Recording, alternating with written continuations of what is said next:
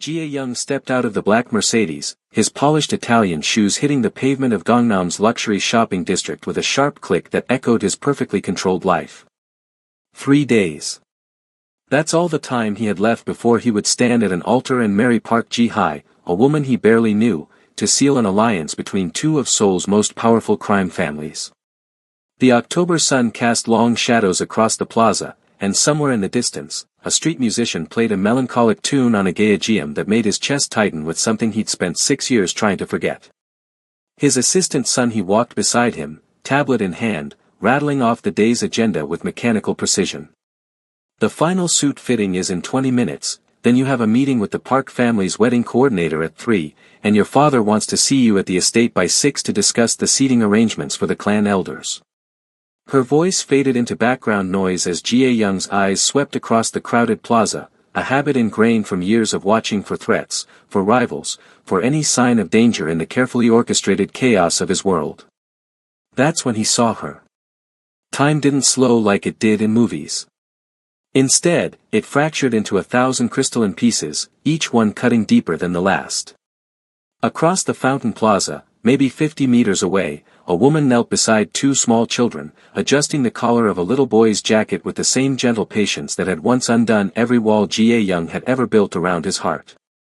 Her skin was the rich brown he traced with reverent fingers in the darkness of hotel rooms where his last name didn't matter, where his father's empire couldn't reach them, where for brief, stolen moments, he'd been just a man in love instead of the heir to a criminal dynasty.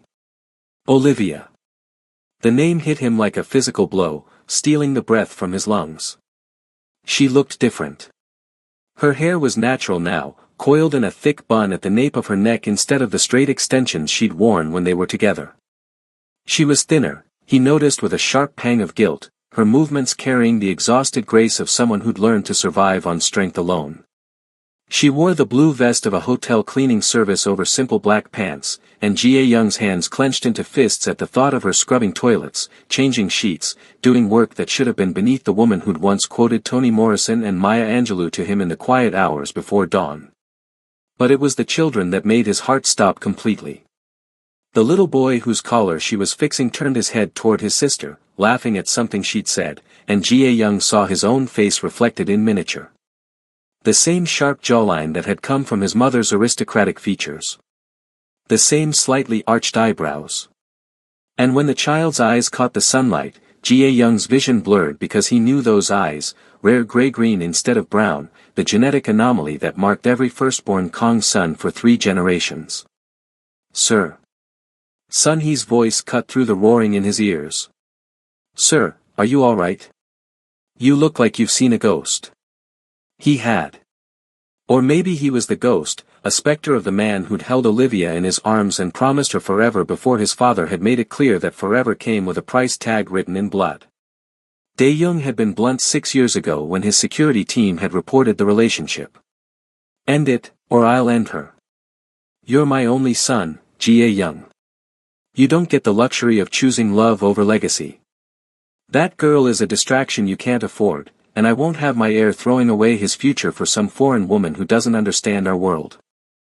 Jia Young had believed he was protecting her when he'd cut all ties without explanation, when he'd blocked her number and refused to see her, when he'd let his father's men deliver the cold, clinical message that Kong Jia Young had no further interest in pursuing their relationship. He'd thought the cruelty would save her life. He'd thought she would hate him and move on and find someone who could give her the normal life she deserved. Someone who didn't wake up from nightmares about the people he'd hurt in his father's name. He'd never imagined this. The little girl, who must have been the boy's twin because they were identical in height and bore the same features, tugged on Olivia's sleeve and pointed toward an ice cream cart.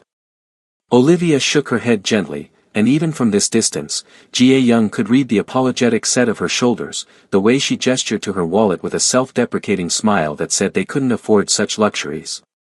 His daughter, because God help him she had to be his daughter, pouted for exactly 3 seconds before nodding with a maturity no 5-year-old should need to possess. "Cancel everything," Jia Young heard himself say, his voice sounding strange and distant. "Sir. Cancel everything on my schedule. Now." Sun-hee's fingers flew across her tablet, but her eyes were sharp with concern. "Your father will want to know why you're Tell him I'm sick. Tell him whatever you need to tell him. Just give me 30 minutes. He was moving before she could respond, his long strides eating up the distance between him and the family he'd never known existed. His family. The word felt foreign and right all at once, settling into his chest like a key finding its lock. Around him, his bodyguards shifted nervously, trying to keep up while maintaining their protective formation, but Jie Young barely noticed them. His entire focus had narrowed to the woman now standing up, gathering the children's hands in hers, preparing to leave. That's when Olivia saw him. Her body went rigid, every muscle locking in a way that Jie Young recognized as pure terror. Her eyes, those warm brown eyes that had once looked at him with love and trust and hope for a future they'd never have, went wide with something that looked like betrayal and fear in equal measure. She said something sharp to the children, and Jie Young watched his son and daughter's faces shift from curious to confused to scared, picking up on their mother's panic with the intuitive sensitivity of children who'd learned to read adult moods for survival. Run, Jie Young read on Olivia's lips, though the word was lost in the ambient noise of the plaza. And she did. Olivia scooped up the little girl, grabbed the boy's hand, and turned toward the underground parking garage with desperate speed. Jie Young's security team immediately moved to intercept, their training kicking in at the sight of someone fleeing from their principal, but Jie Young threw up a hand that stopped them cold. Stay here, he commanded, his voice carrying the authority that came from being raised to lead men who killed without question. No one follows me. That's an order. But sir, we don't know who that woman is or what. I said stay. Here. He took off after them, his expensive suit jacket flying open, his silk tie whipping over his shoulder as he ran. People scattered out of his way, some recognizing his face from news reports about his family's legitimate business holdings, others simply responding to the intensity radiating from him like heat from a forge. The parking garage entrance gaped open like a mouth, and Jie Young plunged into its artificial fluorescent brightness, his eyes adjusting quickly to track the sound of rapid footsteps echoing off concrete. He found them 3 levels down, next to a beat-up Honda Civic that had seen better days and probably should have been scrapped years ago. Olivia was fumbling with her keys, trying to unlock the door while simultaneously shielding the children behind her body. When she heard his footsteps, she spun around, and Jie Young saw she was crying, tears streaming down her face unchecked. Don't, she said, her voice breaking on the single word. Jie Young stopped 10 feet away, his hands raised in a gesture of surrender that felt absurd given the power dynamics between them, given that he could have anything he wanted in this city with a single phone call except apparently the right to know his own children. Please, he said, and hated how the word came out rough and desperate. Please, Olivia.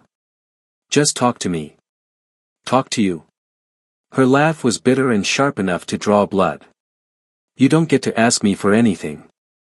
You lost that right when you threw me away like garbage 6 years ago. The little boy peeked around his mother's legs, his gray-green eyes enormous in his small face. Mommy, who is that man? Why are you crying?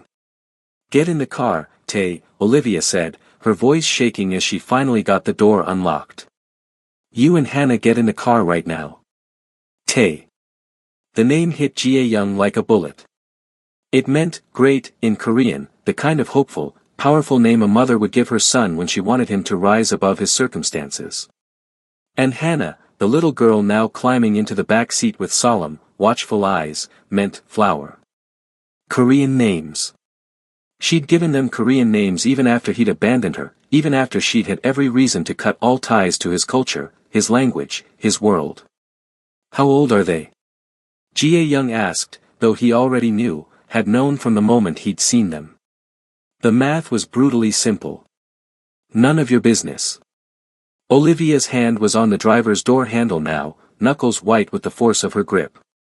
5. 6. Stop. Just stop talking. You were pregnant. The words fell between them like stones into still water, the ripples spreading outward to touch everything they'd been, everything they might have had. When I ended things. You were pregnant and you didn't tell me. Olivia's face twisted with anguish and rage in equal measure. I tried to tell you. I called you 53 times, Jie Young. 53 times I dialed your number and it went straight to voicemail because you'd blocked me. I went to your office building and your security guards physically removed me from the lobby. I sent you letters and emails and messages through every mutual friend we'd ever had, and you know what I got back? Nothing. Silence. Like I'd never existed. Like what we had meant nothing to you. That's not true, Jae-young said, taking a step forward only to freeze when Olivia flinched. God, Olivia, that's not true. I loved you. I've never stopped loving you. Then why? The question came out as a broken whisper. Why did you just disappear? Was I that easy to forget? You don't understand.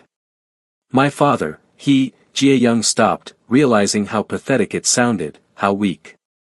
He was making excuses when she'd raised 2 children alone in a foreign country while he'd gone on living his privileged life, never knowing, never asking the questions that might have led him to this parking garage years ago.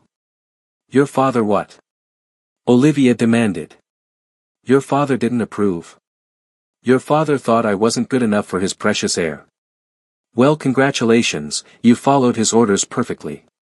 I hope it was worth it. From the back seat of the car, Jae-young could hear one of the twins starting to cry softly. The little girl, Hannah, was pressing her face against the window, and the sight of her tears undid something fundamental in his chest. He'd missed everything. First words. First steps. First days of school. 5 years of birthdays and scraped knees and bedtime stories and all the tiny, irreplaceable moments that built a childhood. It wasn't like that, he tried again, knowing it was futile, knowing that no explanation could bridge the canyon of hurt and abandonment between them. He threatened you. My father said if I didn't end things, he would have you killed. You don't know what he's capable of, Olivia.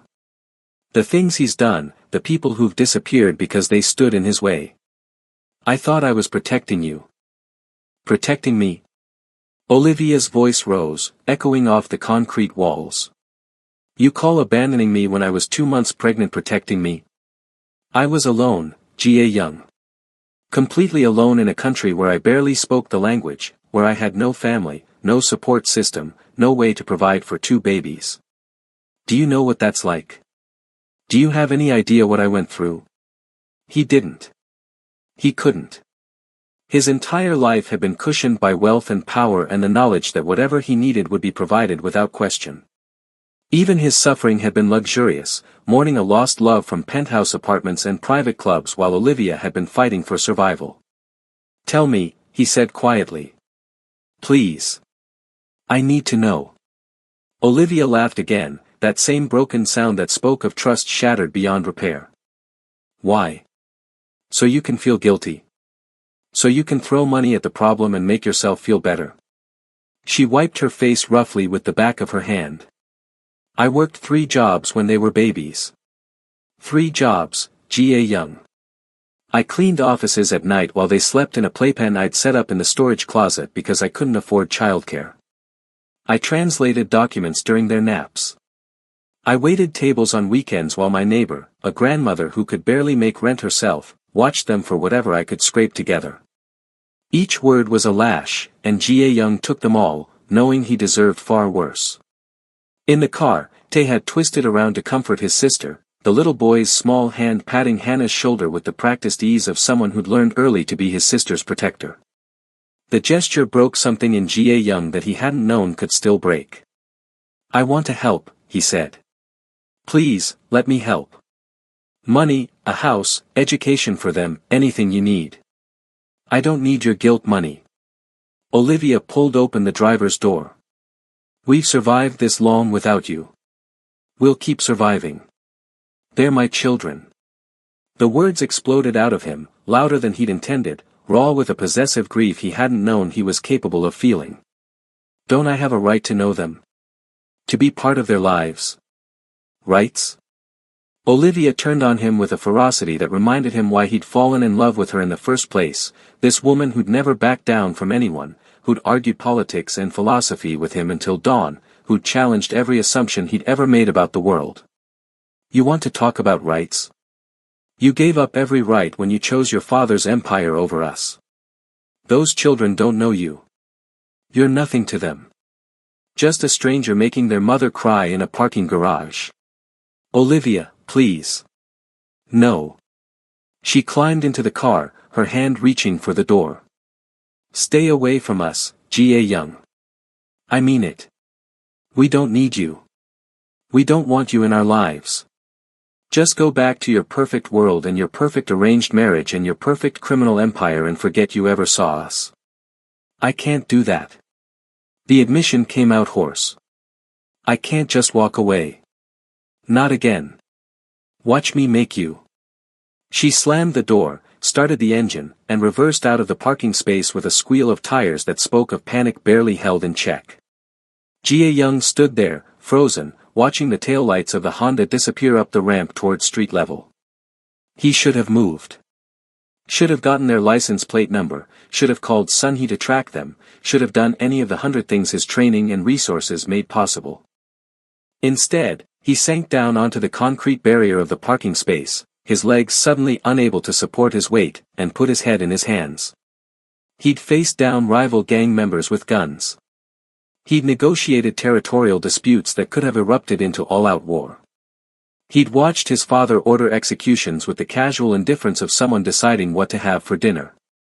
But nothing, absolutely nothing in his carefully controlled life had prepared him for the sight of his children's faces pressed against a car window, watching him with confusion and fear while their mother drove them away from the father they'd never known. His phone buzzed insistently. Sunhee, no doubt, wondering where he'd gone and what disaster he'd need her to manage. Ga Young ignored it, pulling out his personal phone instead, the one his father didn't monitor, and scrolling through his contacts until he found the private investigator he'd used for sensitive matters in the past. His hands were shaking as he typed out the message. I need you to find someone. Olivia. Last seen driving a gray Honda Civic. 2 children, twins, approximately 5 years old. Find where they live, where she works, everything. Money is no object. I need this information within 12 hours. The response came back in 8 hours instead of 12. Ga Young was in his penthouse office, having cancelled the rest of his appointments with vague excuses about feeling unwell, when his phone chimed with an encrypted file transfer. He opened it with hands that still hadn't stopped shaking since the parking garage, and what he saw made his chest constrict until breathing became a conscious effort. Olivia lived in a 4th-floor walk-up in Itaewon, one of Seoul's most diverse neighborhoods but also one where cheap rent came at the cost of safety and comfort. The building's exterior showed water damage and cracked concrete. The investigator had included photos, and Ga Young stared at the small windows of her apartment, imagining his children sleeping in whatever cramped space she'd been able to afford on a hotel housekeeper's salary. The report detailed her schedule with brutal efficiency. She worked at the Grand Millennium Hotel from 6 in the morning until 2 in the afternoon, cleaning 20 rooms a day for wages that made Ga Young's stomach turn. 3 evenings a week, she did freelance translation work from home, hunched over a laptop while the twins did homework at the same table. She had no family support. No government assistance. No safety net of any kind. The investigator had tracked her bank account, which contained less money than Ga Young had spent on his last watch. She was exactly one emergency away from homelessness, one illness away from complete financial collapse, and she was doing it all alone while he lived in a penthouse that cost more per month than she made in a year. Sir. Sunhee's voice came from the doorway, cautious and careful. She'd been with him long enough to recognize when he was spiraling. The Park family called. They want to confirm the rehearsal dinner details. Tell them yes. Whatever they want is fine. Your father also called. 3 times. He's demanding to know why you missed your meetings today. Ga Young looked up from the file, and whatever Sunhee saw in his face made her take an involuntary step backward. Tell my father I'll speak with him when I'm ready. He won't like that answer. I don't care what he likes right now. Sunhee hesitated, then closed the office door behind her and approached his desk with the familiarity of someone who'd earned the right to speak freely. What happened today? You've been different since the shopping district. Did something go wrong? Everything went wrong. Ga Young closed the file, though the images were burned into his memory. 6 years ago, everything went wrong, and I'm only just now seeing the damage. I don't understand. He looked at her, this woman who'd been loyal to him for a decade, who'd kept his secrets and cleaned up his messes and never asked questions she didn't need answered. Do you remember Olivia? Sun-hee's eyes widened with recognition and something that might have been sympathy. The woman from before. The one your father made you leave. I have children, Sun-hee. A son and a daughter. 5 years old. And I never knew because my father's men made sure every message she sent me disappeared into a void. The silence that followed was heavy with implications. Sun-hee sank into the chair across from his desk, her usual professional composure cracking. Oh God. Jae-young, does your father know? Not yet. But he will. He always finds out eventually. Jae-young rubbed his face, exhaustion settling into his bones. What do I do? How do I fix this? Can you fix it? After 6 years of absence, after she had to raise them alone, after everything she must have gone through. Sun-hee's voice was gentle but honest. Some things can't be fixed. They can only be endured. Before Jae-young could respond, his phone rang again. Not his father this time, but Park Ji-hye herself. He stared at the name on the screen, contemplating ignoring it, but years of ingrained obligation made him answer. Jae-young. Her voice was cool and refined, the product of an elite education and a lifetime of learning to mask emotion. My mother tells me you were unwell today. I hope it's nothing serious. We have the seating chart meeting tomorrow morning. I'll be there. You don't sound ill. You sound distracted. A pause, weighted with unspoken questions. Is there something you need to tell me before we proceed with this marriage? The directness surprised him. In all their interactions over the past 3 months of engagement, Ji-hye had maintained perfect formality, never straying into personal territory, never asking questions that might reveal her own feelings about their arranged union. Now, something in her tone suggested she knew more than she was saying. Can we meet? Jae-young found himself asking. Tonight. Somewhere private. The Shilla Hotel has a private lounge on the 42nd floor. 9 o'clock. She hung up before he could respond, and Jae-young was left staring at his phone, wondering what had possessed him to suggest a private meeting with his fiancée when his head was full of gray-green eyes and a broken woman's accusations in a parking garage. But maybe Ji-hye deserved honesty. Maybe they both deserved better than the lie they were about to commit to for the sake of family alliances and criminal empire building. The Shilla Hotel's private lounge was empty when Jae-young arrived at 9, the floor-to-ceiling windows offering a glittering view of Seoul's nighttime skyline.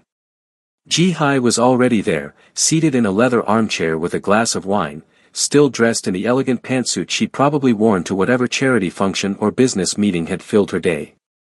She was beautiful in the way expensive things were beautiful, perfectly maintained and entirely unattainable, and Jae-young felt absolutely nothing looking at her except a vague sense of guilt for what he was about to confess. Sit down, she said, gesturing to the chair across from her. You look terrible. Thank you. That's exactly what every man wants to hear from his future wife. We're not going to be that kind of married couple, are we? Ji-hye's smile was sardonic. The kind that lies to each other about looking good when we both know this whole arrangement is a business transaction. Jae-young sat, accepting the whiskey she poured him from the bottle on the table between them. Is that what you think this is? Just business? Isn't it? She took a sip of her wine, studying him over the rim. My father needs your family's distribution networks. Your father needs our connections to the Port Authority. We're the currency in a deal neither of us had any say in. I've made my peace with it. Have you? I thought I had. And now? Jae-young drank half the whiskey in one swallow, welcoming the burn. Now I find out that the woman I loved 6 years ago, the woman my father forced me to abandon, has been raising my children alone while I've been preparing to marry you. To her credit, Ji-hye didn't flinch. Her expression remained neutral, though something flickered in her eyes that might have been understanding. Children? Twins. A boy and a girl. They're 5 years old, and I met them for the first time today in a parking garage while their mother cried and told me to stay away from them. And will you? Stay away. I don't know if I can. The admission felt dangerous, but also liberating. They're mine, Ji-hai. They have my eyes. My face. And she's struggling to survive while I'm living in luxury planning a wedding I don't want to a woman I don't love. Ji-hai set down her wine glass with careful precision. That's remarkably honest. Most men would have hidden this information until after the wedding, if they mentioned it at all. You deserve honesty. This whole situation deserves honesty. Jie-young leaned forward, elbows on his knees. I'm going to ask you a question, and I need you to answer truthfully. Do you want this marriage? She laughed, sharp and bitter. Want? What a luxury, to think about wanting. I want my father to stop treating me like property. I want to run my own life instead of being traded like a chess piece in his endless games. I want, she stopped, pressing her lips together as if she'd said too much. What do you want, Ji-hai? It doesn't matter what I want. It matters to me. She studied him for a long moment, and Jie-young saw something shift behind her carefully maintained facade. There's someone else. For me, I mean. Someone I can never have because my family would rather see me dead than married to a man who makes furniture for a living and has no criminal connections or family money. The confession hung between them, fragile and dangerous. Jie-young felt an unexpected kinship with this woman he barely knew, both of them trapped in the same gilded cage their fathers had built. What's his name? Does it matter? It might. If we're being honest with each other. Ji-hai reached for the wine bottle, refilling her glass with movements that suggested she needed the fortification. Dong-hyun. His name is Kang Dong-hyun. He has a small workshop in Bukshan where he makes traditional furniture using techniques his grandfather taught him. We met at an art gallery 2 years ago, and I've been lying to everyone I know about where I spend my Tuesday afternoons ever since. Kang. Jie-young raised an eyebrow. No relation to my family, I assume. None. It's a common enough surname. Though the irony isn't lost on me that I'm being forced to marry a Kang while the one I actually love shares the same family name. She took a long drink. Tell me about her. Your woman. Olivia. Her name is Olivia. Just saying it out loud made his chest ache. She's American, originally from Chicago. She came to Seoul 6 years ago teaching English, and we met at a bookshop in Itaewon. She was looking for a copy of Invisible Man by Ralph Ellison, and I happened to know where it was in the store. And your father disapproved. That's putting it mildly. He said she was a distraction. That I was being foolish, risking everything for someone who could never understand our world. He gave me an ultimatum, leave her or he'd have her killed. He wasn't bluffing. My father doesn't bluff. Ji-hai nodded slowly, understanding in a way few people could. They'd both grown up in the same darkness, raised by men who valued power over humanity, who saw love as weakness and loyalty as currency to be spent. So you left her to protect her. I thought I was being noble. Sacrificing my happiness for her safety. Jie-young's laugh was hollow. But she was pregnant, and I never knew. She tried to reach me, tried to tell me, and my father's security intercepted everything. 6 years, Ji-hai. 6 years she's been alone, working herself into exhaustion to provide for children I should have been helping to raise. And now you found them. Now I've found them, and she hates me. She told me to stay away, that they don't need me, that I gave up every right to be their father when I chose my family's empire over her. She's not wrong. The blunt assessment stung, but Jie-young couldn't argue with it. I know. But I can't just walk away again. Those children, Tae and Hannah, they're mine. When I saw them today, it was like something inside me that had been broken suddenly remembered how to work. I didn't know I could feel like that. Ji-hai was quiet for a moment, swirling the wine in her glass, watching the light catch the dark liquid. What do you want to do? I want to cancel this wedding. I want to tell both our fathers that their alliance can go to hell. I want to take Olivia and the children somewhere safe, somewhere my family can't reach them, and spend the rest of my life making up for 6 years of absence. That's a beautiful fantasy. But impossible. Is it?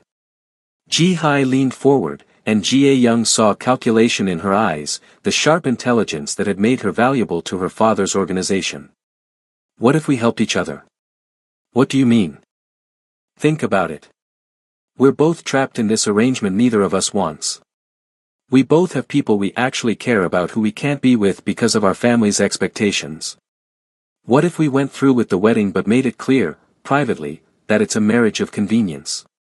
We maintain appearances for our fathers, secure the alliance they need, but live our own lives.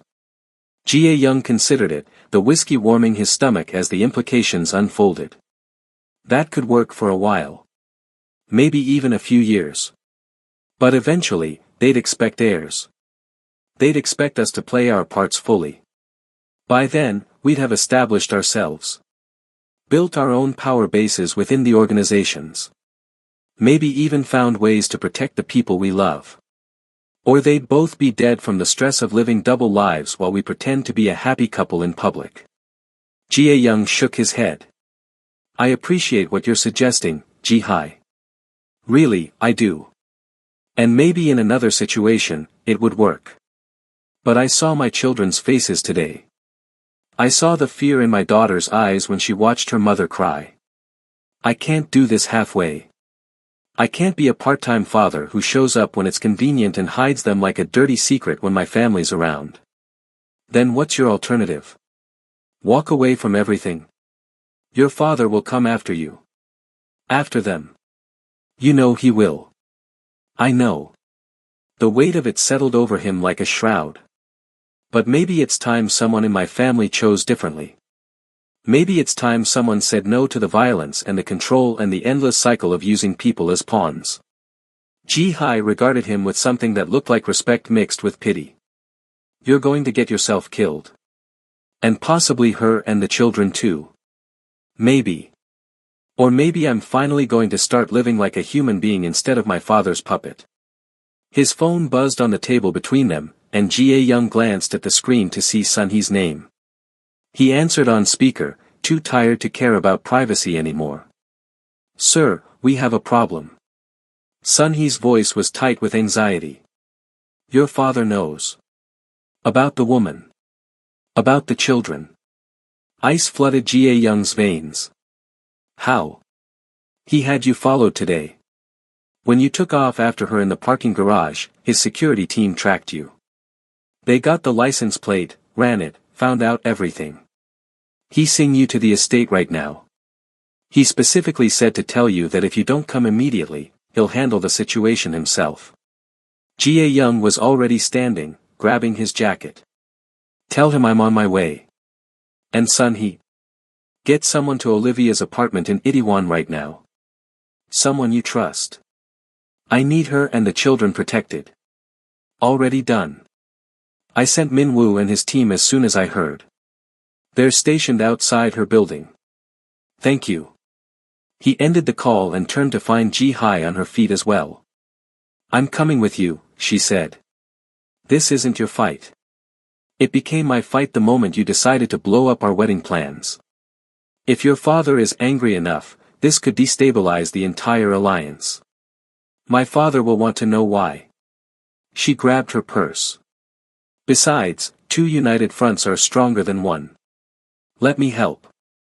They took Jia-young's car, the drive to his father's estate passing in tense silence. The compound was in Songbuk-dong, where Seoul's old money hid behind high walls and manicured gardens. Guards waved them through the gates, and Jia-young noted with grim satisfaction that they seemed surprised to see Ji-hai with him. Good. Let his father be off balance for once.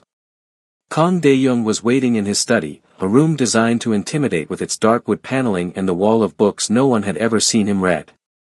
He was 63 but looked 50, his face still sharp and handsome in a cruel way, his hair more salt than pepper now but still thick. He stood at the window overlooking the garden, hands clasped behind his back, and didn't turn when they entered. Father, Jia Young said, keeping his voice level. Sit down. Both of you.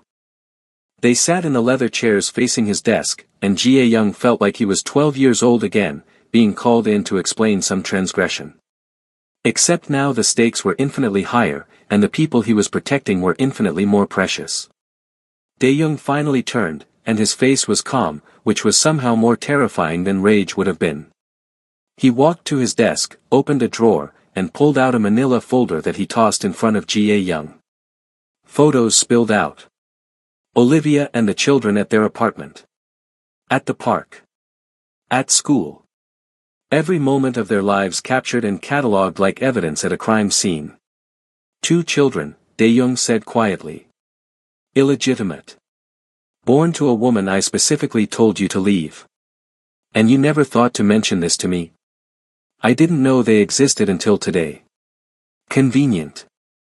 It's the truth. Jia Young met his father's gaze without flinching.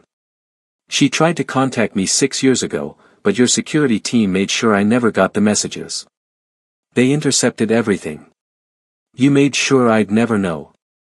Something flickered across Dae-young's face that might have been acknowledgement, but it disappeared quickly. I did what was necessary to protect you from making a catastrophic mistake. That woman was using you, trying to trap you with a pregnancy that would have destroyed everything I've built. She loved me. The words exploded out of Jia Young before he could stop them. She wasn't using me. She wasn't trying to trap me. She was a 26-year-old woman who fell in love with the wrong person and paid for it by raising 2 children alone in a country where she had no support, no family, and barely enough money to survive. Love. Dae-young said the word like it was something distasteful he'd found on the bottom of his shoe. You sound like a child. Love doesn't build empires. Love doesn't maintain power. Love makes you weak, makes you vulnerable, makes you forget who you are and what you owe to your family. Maybe I don't want to be what you made me. The silence that followed was absolute. Ji-hai shifted in her seat beside him, and Jia Young could feel her tension, could sense her calculating how badly this confrontation could go wrong. Dae-young walked slowly around his desk, each step measured and deliberate, until he stood directly in front of his son. You don't want to be what I made you, Dae-young repeated softly. After everything I've done for you. After I raised you, educated you, taught you everything you know about this world. After I handed you an empire that men would kill to possess. You stand here and tell me you don't want it. I never said I didn't want it. I said I don't want to be like you. There's a difference. The slap came fast, Dae-young's palm connecting with Jia Young's face with enough force to snap his head to the side. Ji-hai gasped, starting to rise from her chair, but Jia Young held up a hand to stop her. His cheek burned, his eyes watered from the impact, but he didn't move, didn't retaliate, didn't show any reaction beyond the slow turn of his head back to face his father. Feel better? Jia Young asked quietly. You disrespectful, Dae-young raised his hand again, but this time Jia Young caught his wrist, holding it in midair with a grip that made the older man's eyes widen slightly.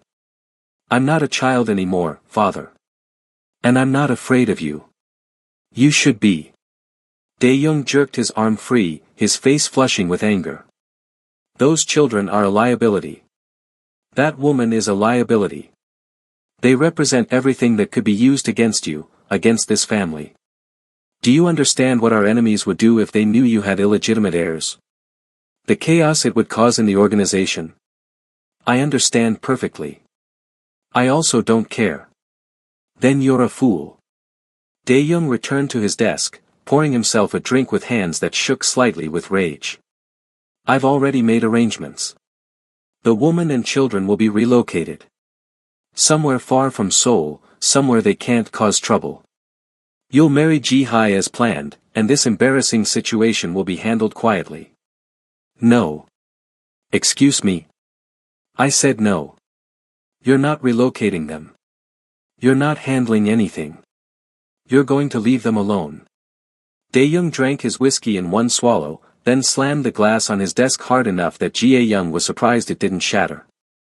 I don't think you understand the position you're in. You have a wedding in 3 days. An alliance that's taken months to negotiate.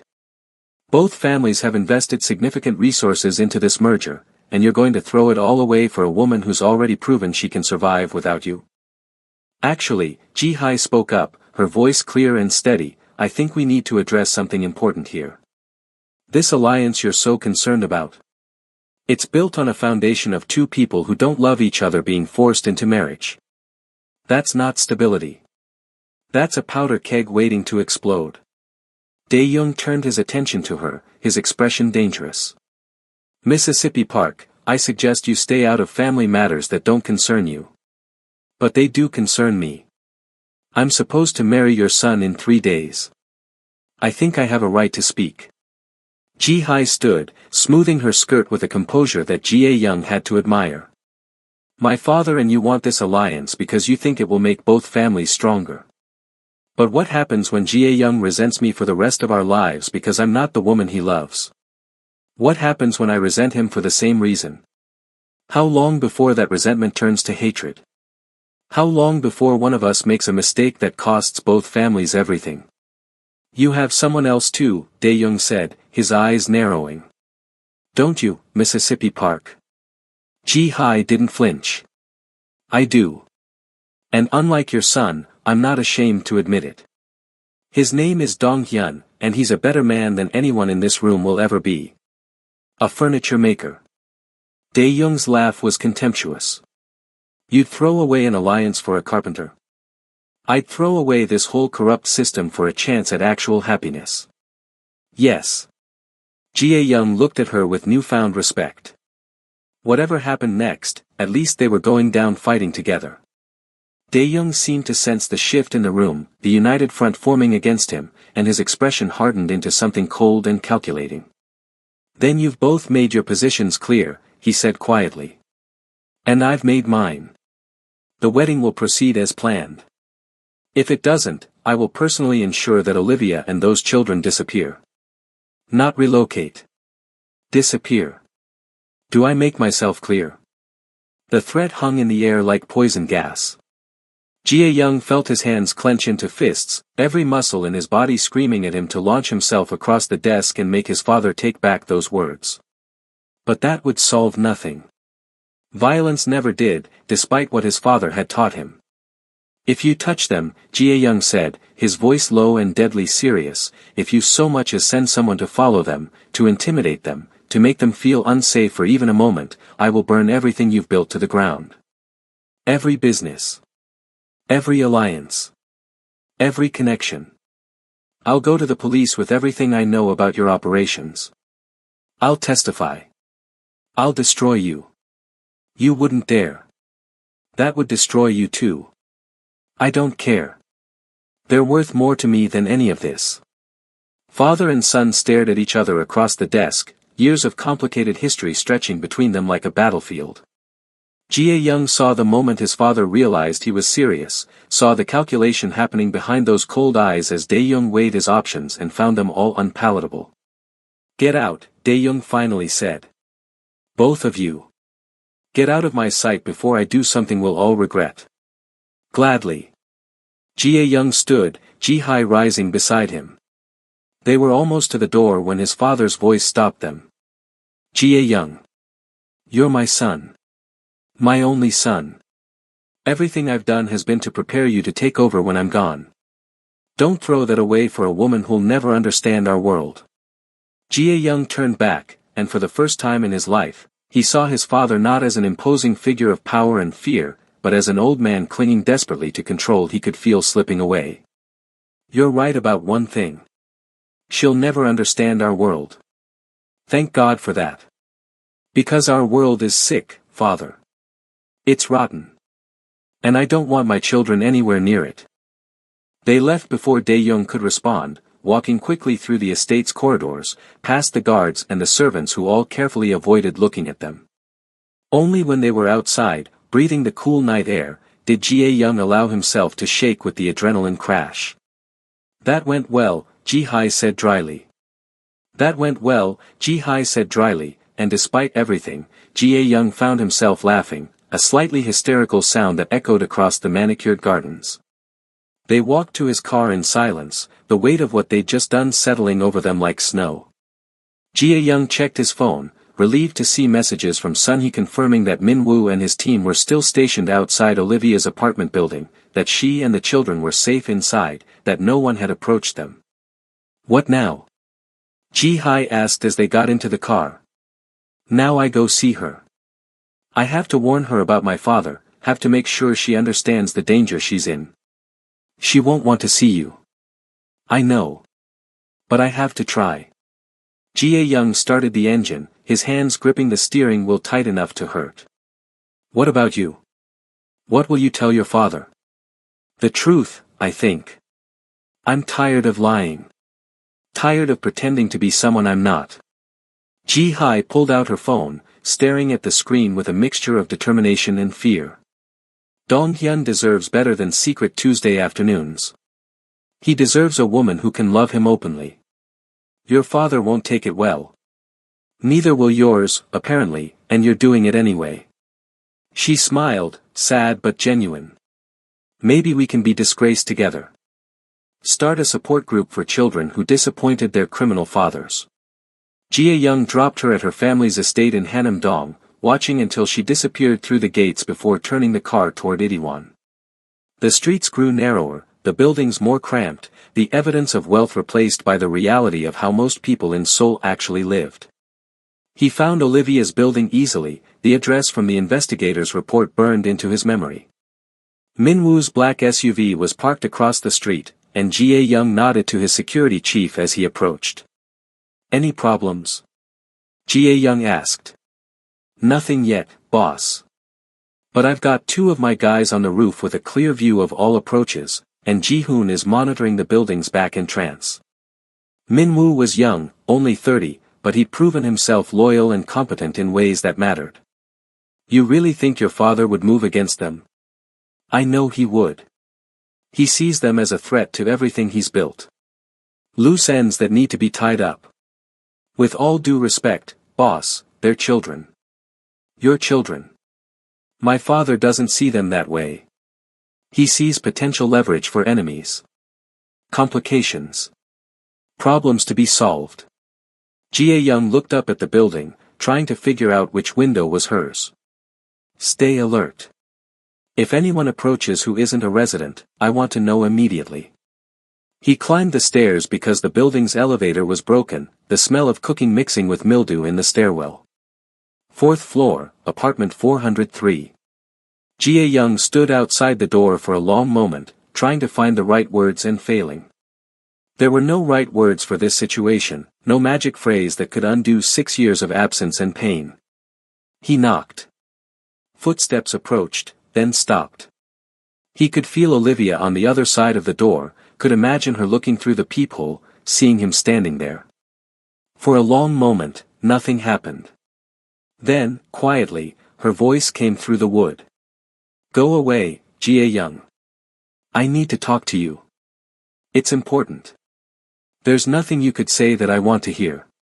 It's about my father. About your safety. Please, Olivia. 5 minutes. Another long pause, and then the sound of locks turning. The door opened just wide enough for him to see her face, exhaustion etched into every line. She'd changed out of her work uniform into worn jeans and an oversized sweater, her hair loose around her shoulders. Even tired and angry, she was still the most beautiful thing he'd ever seen. 5 minutes, she said. Then you leave and don't come back. Are the children asleep? It's past their bedtime. Of course they're asleep. She stepped back reluctantly, letting him into the small apartment. It was clean but sparse, the furniture mismatched and obviously secondhand. Children's drawings covered one wall, bright crayon pictures of families and houses and dreams. A small kitchen table held a laptop surrounded by papers, her translation work abandoned mid-sentence. This was where his children lived, where they ate and played and grew up without him. Olivia led him to the tiny living room, as far from the bedroom door as possible, and stood with her arms crossed, a defensive posture that broke his heart. Talk. My father knows about you. About Tae and Hannah. He found out today after I followed you in the parking garage. He watched the color drain from her face. What does that mean? What's he going to do? He threatened them. Said if I didn't go through with my wedding, if I didn't leave you alone, he'd make you disappear. All three of you. Jae-young pulled out his phone, showing her the photos from his father's desk. He's already had you followed. He knows where you live, where you work, where the children go to school. He's been documenting everything. Olivia sank onto the couch, her hands shaking as she covered her mouth. Oh God. Oh God, this is exactly what I was afraid of. This is why I never wanted you in their lives. I know. And I'm sorry. But I have security outside right now, people I trust to keep you safe. And I'm not going to let him hurt you. How can you stop him? He's your father. He runs a criminal empire. What are you going to do, Jae-young? Fight him? You're part of his organization. You're his heir. Not anymore. The words came out firmly, with a certainty he hadn't felt until this moment. I told him tonight that I'm done. That I'm choosing you and the children over everything else. That if he touches any of you, I'll destroy everything he's built. Olivia looked at him like he'd lost his mind. Are you insane? He'll kill you. He'll kill all of us. He might try. But I won't let him succeed. Jae-young moved closer, kneeling in front of where she sat so they were at eye level. I know I have no right to ask you to trust me. I know I destroyed that trust 6 years ago when I disappeared from your life. But I'm asking anyway. Let me protect you. Let me be there for my children. Please. You can't just show up after 6 years and expect to fix everything with some grand gesture. Tears were streaming down Olivia's face now. You don't know them, Jae-young. You don't know that Tae is terrified of thunder and can only fall asleep if I sing him the same lullaby every night. You don't know that Hannah writes stories about a princess who lives in a castle made of books because she loves reading so much. You don't know that they ask about their father sometimes, and I have to tell them he's not part of our lives, and they accept it because they're used to it just being us. Then let me learn. Let me know them. Let me be the father I should have been from the beginning. And what happens when your father sends people to hurt us because you chose us over him? What happens when Tae and Hannah are caught in the crossfire of your family's violence? Can you live with that? The question hit him like a physical blow because she was right. His world was dangerous. People got hurt. Children got hurt. And bringing Olivia and the twins into his life meant exposing them to threats they'd never faced before. But leaving them unprotected was worse. His father already knew about them. The danger was already there. I can't promise you safety, Jae-young said honestly. I can't promise that my father won't try something, or that other families won't see you as leverage against me. But I can promise you that I will dedicate every resource I have, every connection, every ounce of power I've accumulated, to keeping you and our children alive and safe. And I can promise that I will never, ever abandon you again. Olivia wiped her face, her expression torn between hope and despair. I wanted to hate you. When I found out I was pregnant, when I was alone and scared and had no idea how I was going to survive, I wanted to hate you so badly. But I couldn't. Because every time I looked at their faces, I saw you. And I remembered why I fell in love with you in the first place. I never stopped loving you, Jae-young said, his voice breaking. Not for a single day in 6 years.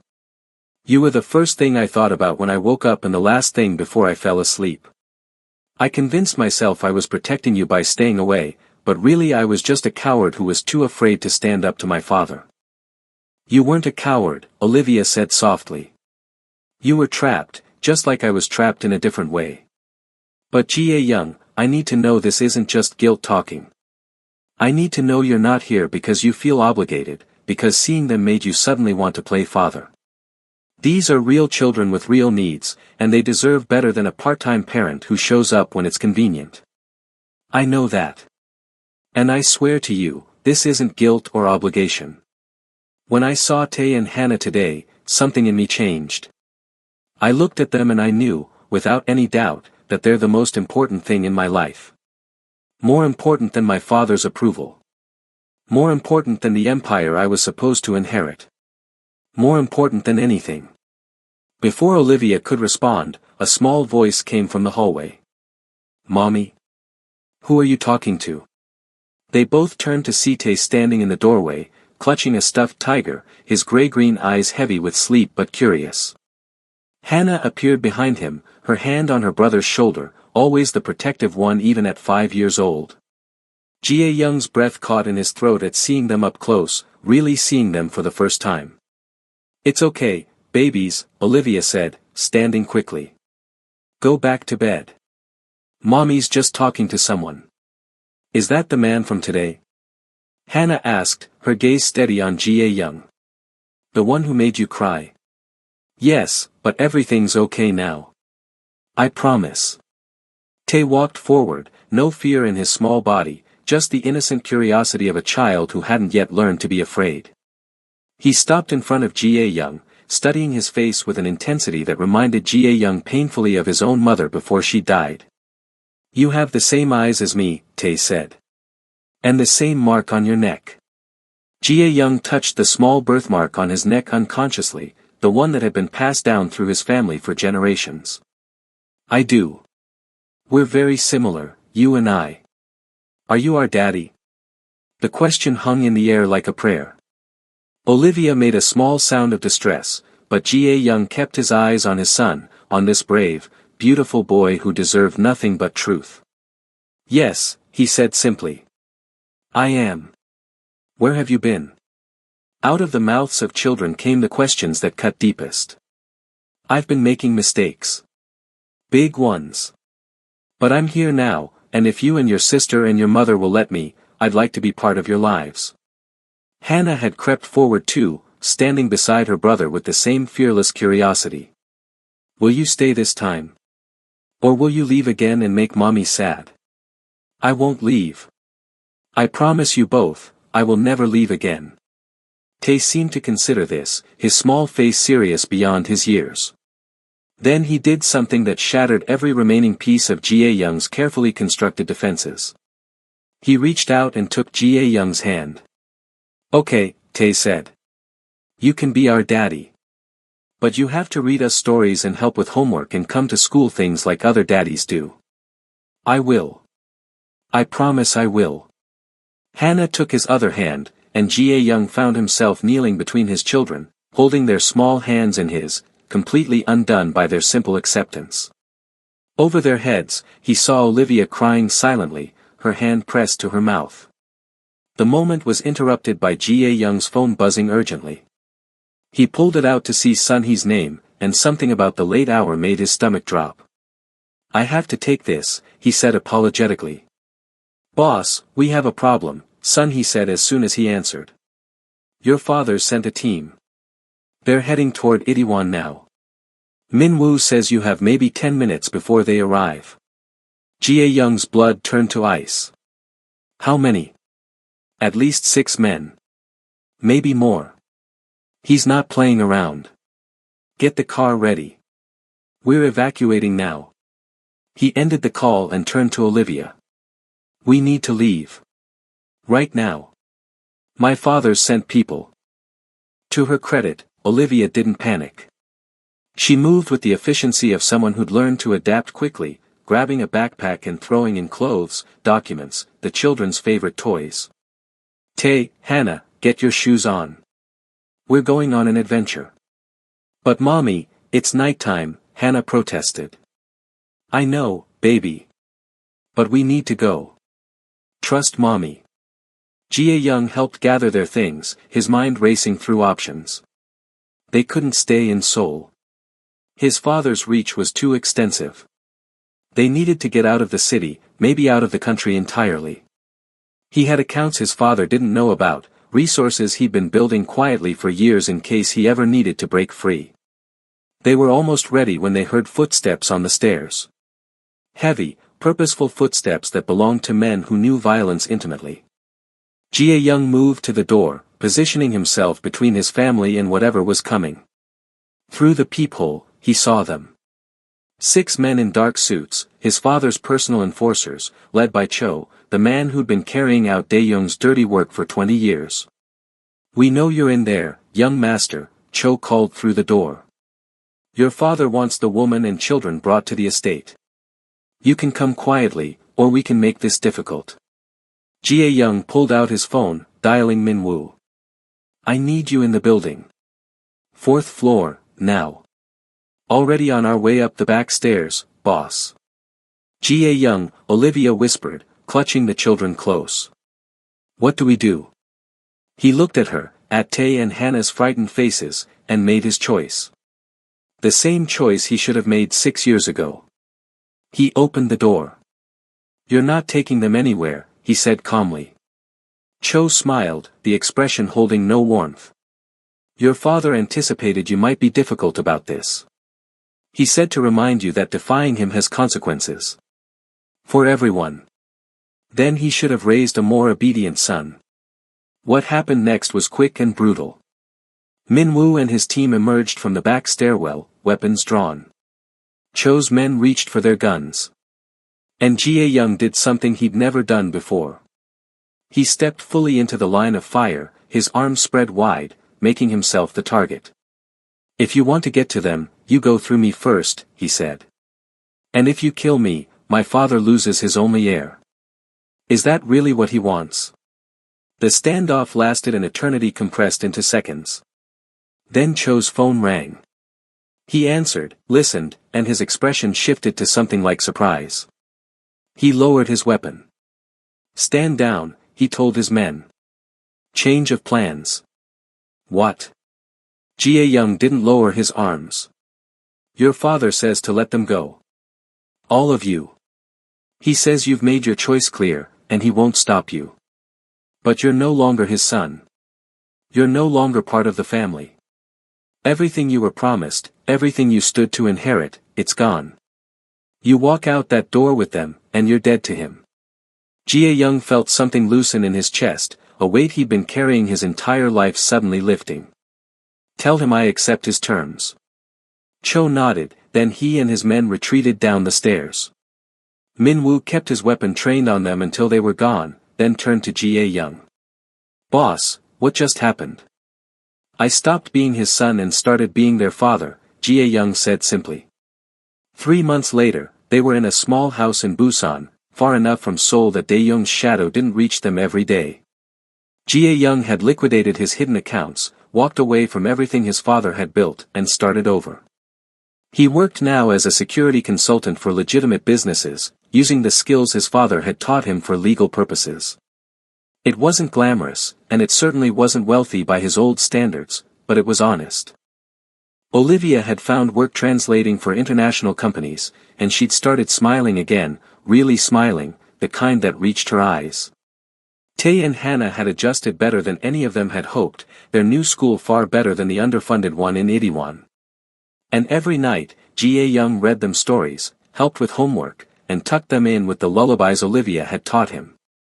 Ji-hye had followed through on her promise too. She'd broken off her engagement publicly, introduced Dong-hyun to her family, and when they'd inevitably disowned her, she'd walked away without looking back. She and Dong-hyun had opened a gallery together in Bucheon, and she seemed happier than Jae-young had ever seen her. Sometimes, late at night, Jae-young wondered if his father ever thought about him, ever regretted the choice he'd made.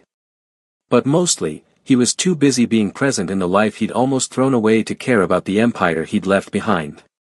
This story reminds us that true strength isn't found in power or control, but in the courage to choose love over legacy, family over fear, and authentic connection over empty inheritance. Sometimes the bravest thing we can do is walk away from everything we've known to protect the people who matter most. Jae-young learned that being a father isn't about genetics or obligation, it's about showing up, staying present, and choosing your children every single day, even when that choice costs you everything else. Thank you for joining us on this journey through Seoul's shadows into the light of redemption. Remember, it's never too late to make the right choice, to choose the people who make your heart whole, and to build a life based on love instead of legacy. Until next time, take care of yourselves and the people you love.